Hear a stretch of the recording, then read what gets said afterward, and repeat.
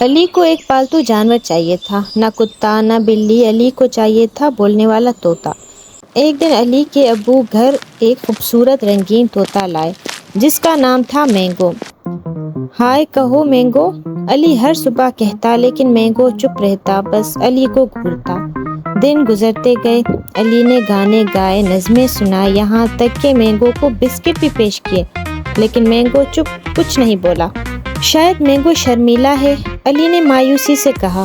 ایک صبح جب علی دانت برش کر رہا تھا، اس نے باہر سے ایک آواز سنی، علی اسکول کا وقت ہو گیا ہے، اٹھ جاؤ۔ علی چونک گیا، یہ تو مینگو کی آواز تھی اور وہ علی کی امی کی نقل کر رہا تھا۔ علی دوڑا دوڑا باہر آیا، مینگو زور زور سے بولنے لگا، علی ناشتہ کر لو، علی ہوم ورک مت بھولنا، علی کمرہ صاف کر لو، علی لائٹس بند کر دو۔